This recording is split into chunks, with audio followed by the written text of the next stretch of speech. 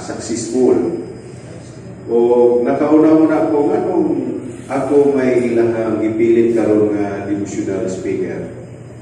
So akong nakita na iksunan nga gusto na ko usabi ay isulti unsa ang sikreto ngano ang pamilya sa amo nga panimalay nga mahatag usab nako alang sa inspirasyon dining nga kabutang.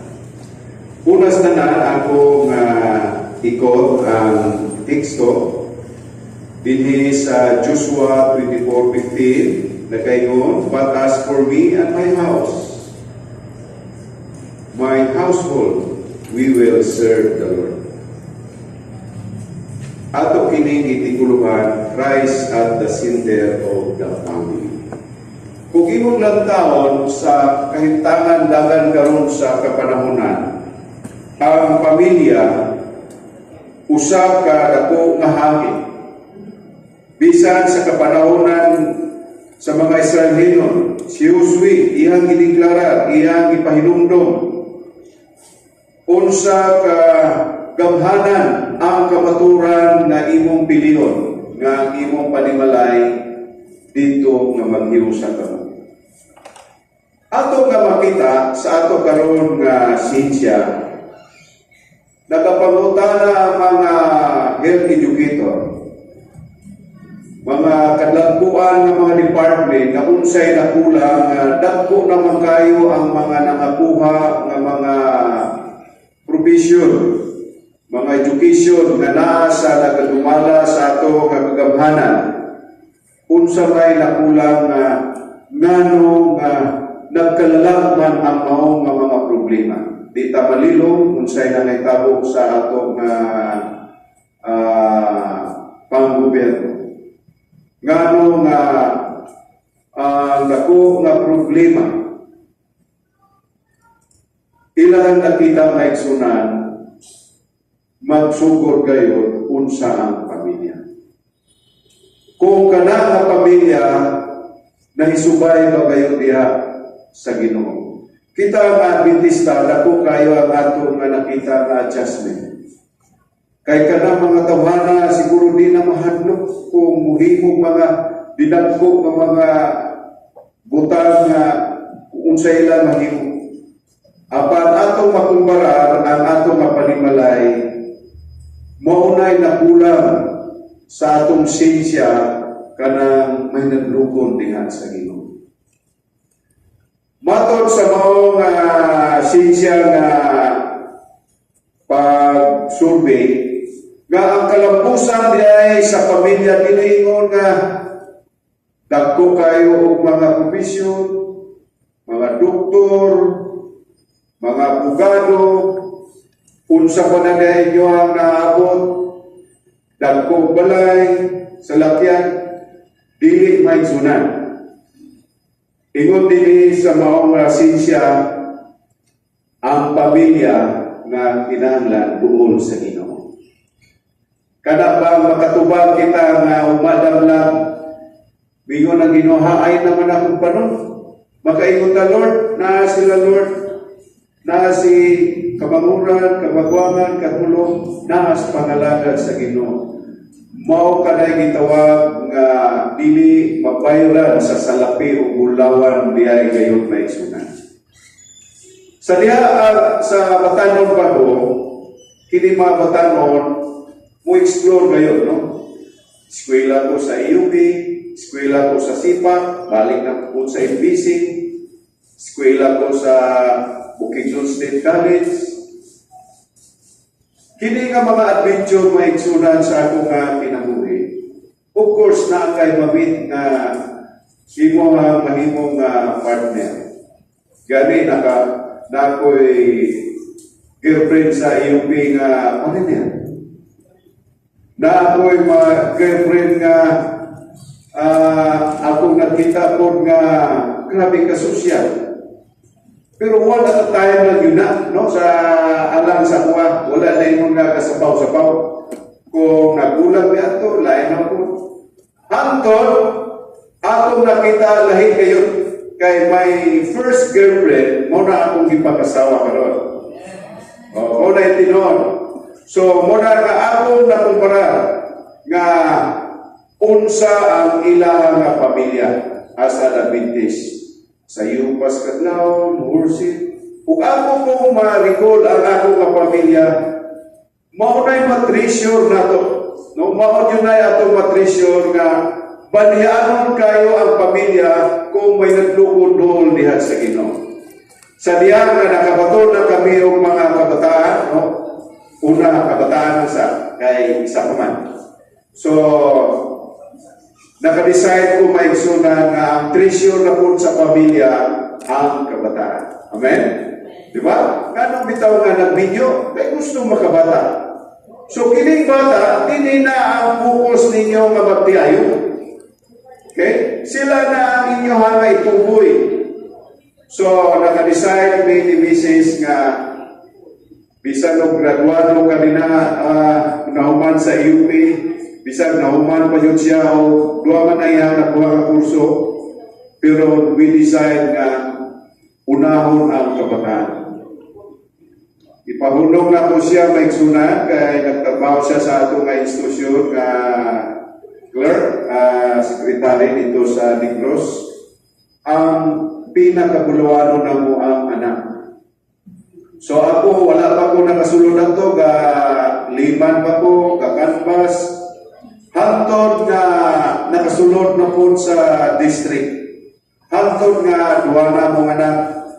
Mula kaya po ng desisyon, kuhaon na po siya sa ABP kay imon siyang patron.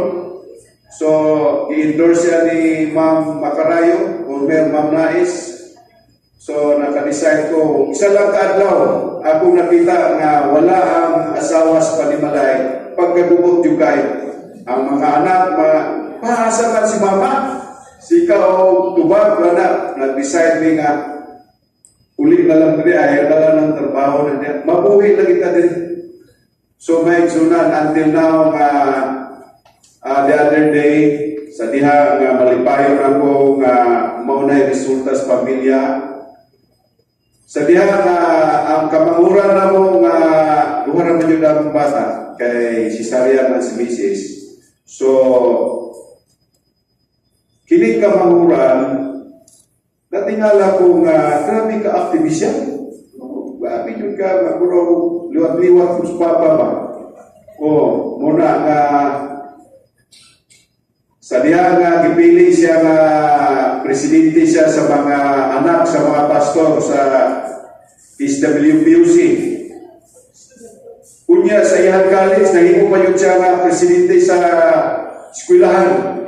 Pag abot ako dito sa pag-review sa iyang board, 300 sila kabuk, nahimo na po siya nga presidente. Kung mga ano nga napili maninani maniyang babaeng mantani. May sunan na kayo ko na hilom-hilom lang yun ko. Pwede na ako nga kinibitaw ang mag-board ni mong bata at sipon ako gasto. Pero kayo hilom lang yun ko.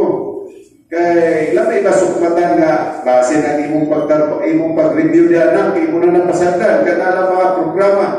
Kaya manawa man sa ako ang bad ka mga worker nga, Pastor, imong bata din na nag-arrange og salakyan kaya na mga grupo nga mag-outing sila muli.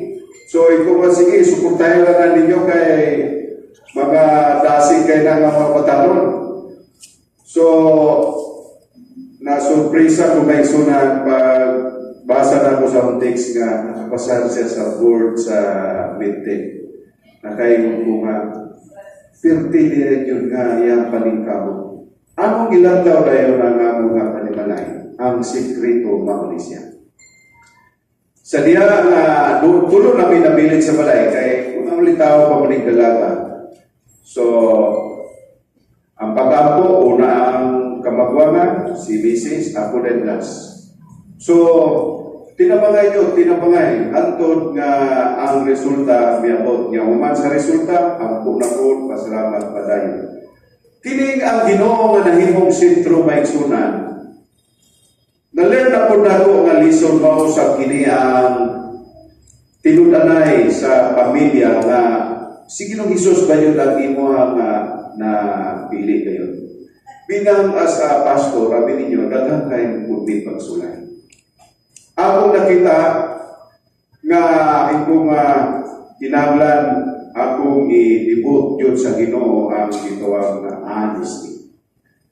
So kini gitawag evangelism nga hawiran sa pastor nga budget, mao na usa ka dako nga pagsulay. So what I did, wa yun ko maghilabot bisag 5 centavos. Ang sikreto sa uban kay gamiton man ang uban nga mga kwarta pang gasolina, pag travel. Pero kung na naman may traveling allowance. So kining evangelism di yun na mo ni laptan. Diha yun na sa church na. Kung unsay himo yun nga mga evangelism. Ako nakita maigsunan usap ko sa sikreto sa mga pastor o sa kanato nga pamilya. Whatever nga i-endure sa inyo na ayaw yun naghilapti. Ayaw yun naghilapti. Kung gamit magana, ipa-approve sa balik. Nga maunihan ako nga imon muni. So mauna may sunan isa akong nakita nga kanabitaw ang imo nga mga pangaliw sa Ginoo, ang imong hangyon sa Ginoo, unas tanan kinahanglan bukasan sa nato ang ato nga kaugalingon. Limpyuhon nato ato nga kaugalingon. Okay? Aron nga siya dili magmakulit sa paghatag sa imuha nga mga panalangin. Mao ni ang deklarasyon ni Josué Maigsunan. Ingon siya, the strength of a family lies in its commitment to God. Okay? Lies in the commitment of God. Tagaano sa tamo o pinaka-importante. Ang mga veterano ng mga leader, mga successful na mga pastor, akong ina-obserbahan. So, akong nakot ang ilahang ng mga idea. Kita mga ginikanan, kining mga kabataan nga humanapon sila, no? At least nga atong responsibilidad humanda kanila, kay eskwela lang, nakatrabaho. Pero kinahanglan na maplastar po sila kaminyo. So, di yun basta-basta. So, dili basta-basta. Iko nga, kini nga mong bata, kinahanglan nga mapanarbaho niya sa pagminyo na po. So, nag-invest na po ko may sunod ko nga. Kaluoy po kung akong bata nga ako rin na isalakyan niya, kung siya maminyo o ay salakyan.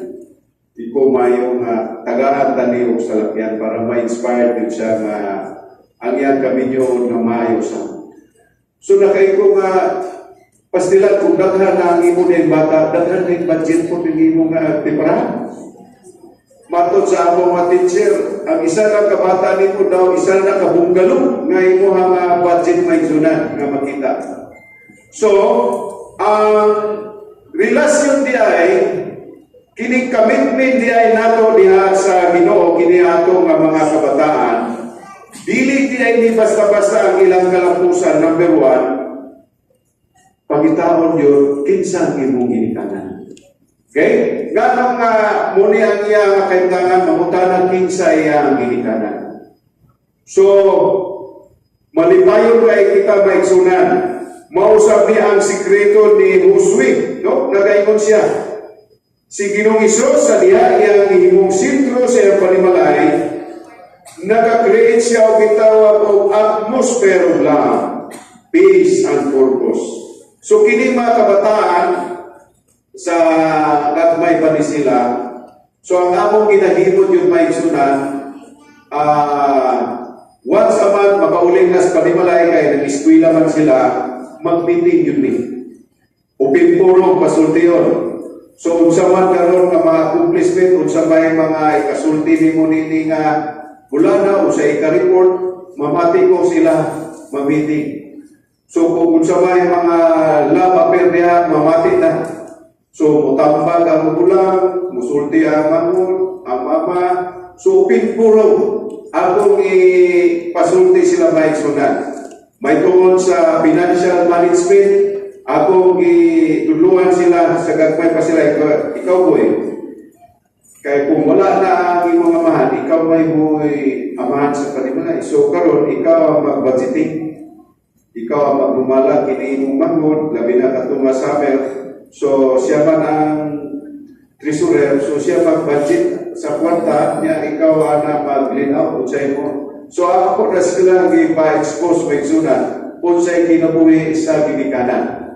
So ang responsibilidad once nga ilang nakita na himong gitawag lingdom sa panimalay, diha na akong na-learn may sunan. Kita nga maginikanan, aminin mo,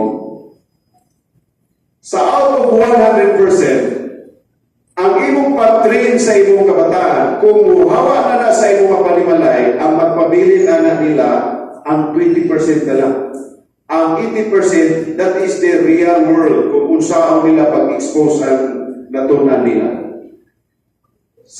During my college, ako mahimduman katrabaho ko o dormitory. Trabaho ko sa dormitory sa EPC, pag-abot po sa EUPs nila, trabaho niya po dormitory. Diha ni mo mailhan kung unsa ang mga kabataan kasutil o kabutan, diha ko ni mo maila-ila ang ilang ginikanan. So sa diha ka mo anhin na ilang ginikanan, kung makibalo ko nga ka nga bata, sutil ba o dili, so mas maayo kayo nga ako may istorya ito ginikanan o niya, mga kung unsa mo yung sikreto ni mo nga nung imong bata dilibutan. Kay assistant din magkakabalo magkakon sa idagan sa mga estudyante. May sunan sa diyang anak ko panimalaya mga kabataan na nasa mga dormitory kay eskwela. Malipay na nga mga teacher ninyo. Ikan pa sa kini si Mama Mariliano ang mga duha kabataan na agi man yun isaya. So makaila yun sila. Hangtod sa college, kung unsay kami sa imong mga teacher, sumalipayon bineksunan ba ni Mrs. nga wala di ay masayang wala siya manarpa.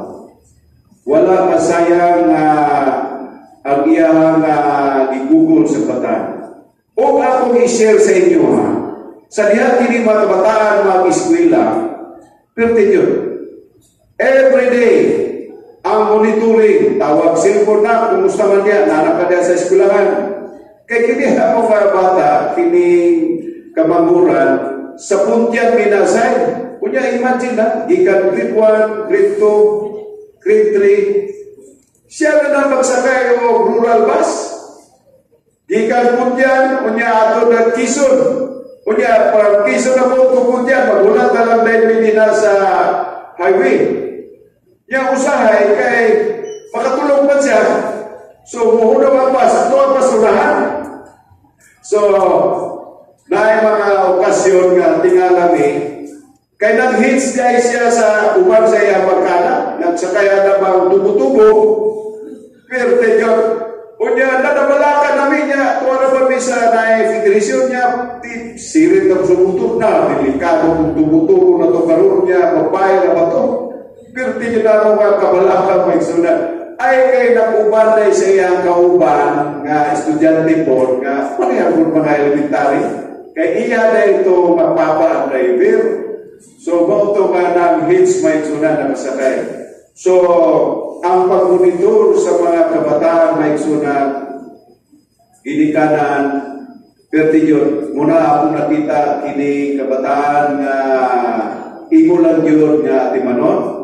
Good for usapon ka distrito may sunan. No? Kung imo yun nga tatlon lang imo nga distrito, mo malay problema sa mga pastor ka supra ka loyal sa mga kaigsunan, kunya mga kabataan na mao ni ang problema po ni Priest Eli. Di ba? Si Priest Eli, grabe ka busy oy. Unsay mga hangyo sa mga kaigsunan tuwa dito. Pero ang kabataan, wala na matagal. Wala na matagal. So, this is a friendly reminder na itong niningatak na nga kinahanglan balansihon yun na ito.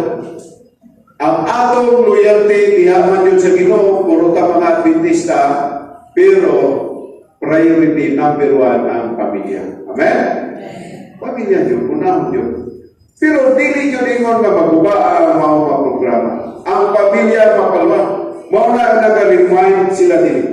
Nagayon, family life is not perfect. There will be disagreements, stress, and seasons of struggle, yet when we commit to serving the Lord together, we find unity even in the midst of diversity. Amen? Muna ang pagkalito. Dili lang kaya ang atong responsibilidad nga kay nakasala man sila, naminyo naman, maigsunan, magsugod yun diya sa lababer. Mga ginikanan, mutugot talata atong mga kabataan, manguya kung dili abitista. Pagkasakit yung kayo, sakit yung kayo. Kinahanglan nga ang ilahang giguyab nga unsa karon, muna ilang mabana panamlang, masawa damlang. So lisod na kayo, muna nga diha na daan sa training na to, nga love affair, hapton maminyo sila nga Adventista, unity in one atmosphere, importante kayo migsunan. We learn to forgive quickly, speak kindly, and support one another in prayer and action. Dili lamang kay kita nga mga laki, mayroon ta mga kukmang sugo, pero walay quickly nga support financially. So, sila naman yun ang nato nga treasure, ibuhos na lang yun nato maigsunan. Abi ninyo, resulta biya, no? Kita na naman tayo mga kaluluhan, ng aking kini mga lulo nga dili kayo mutagad sa mga kabataan, iya mga anak, abili mo, mapiktuhan, bisa ka po, mapiktuhan, kaya katuman maginikanan, mutabit man to sa mga anak. So, kini iya mga apo, iya man nagsunyata ka si Papa na, lulo ni mo, sa una bigat na, parigti kahangul, juga, wala, mapiktuhan mga kabataan, o, iya abili mo ang betamo sa mga apo, maglikay-likay sa lulo kay isumbong man sa ginikanan na mauna nga ginikanan. Mintras naamantay kabataan, ibuhos-buhos na lang yun nato atong lang. Kaya kanuman, mabawi na na ugma sa iyang mga apo. Amen? Pagkanitot kayo, kanang apo ni mo na bisag layo pa ka, na si lulo, dagan yun na, udungol yun na, Pero kahit kita atong relasyon, ang mga apo, magsibat-sibat na magsunod pa. Pero wala no na din sa tuwa karon. Wala no na din tuwa na dagan ito sa Middle East. May sunan ka na sikreto ato na makita, no? Nga kukunsa kasuod ang mga apo, tungod inana kasuod ang magginikanan. Okay? So ako na din paulay ato nang himuon kayo. So let's prioritize time with God as a family. Pagkanindot kayo, nga makita ni mo ang imong maginikanan, hantod sila na tigulang.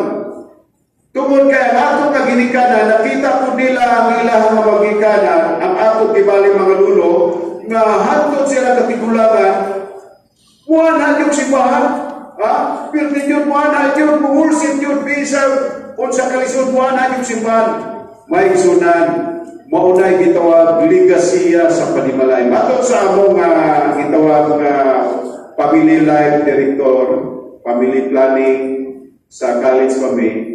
Once ka ang gitawag na manurture na to ang atong pamilya, abinin mo, that is one church na. Bisang asa mo, usa na ng iglesia. Muna nga, kini sila misis, pero tayo, dusi man sila.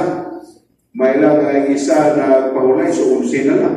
So, ang naitabo, pag-ato nila sa mga lugar, sayo nila magtukod ng iglesia. Kaya ang papa, elder, ang mama, treasurer, mga kabataan, sabat school leader, naatod ang mga yun, kay daghaman.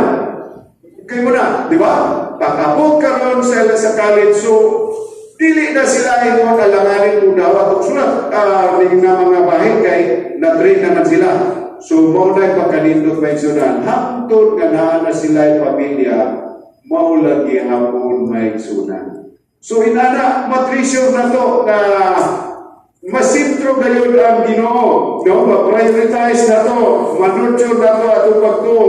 O malipayo mo sa ang iglesia, bisa ng pastor na kabalo ko na ang mga pamilya, mga Adventista yun na, ang mga kaliwan. Mauna nga, bisa ka sa ta, pagkita nato ni nga apelido, mga Adventista yun eh. Amen? So, namuna atong matrisyo sa pamilya maigsunan. Ato yun ang i-build up kay naman. Usa ka na kadako nga treasure.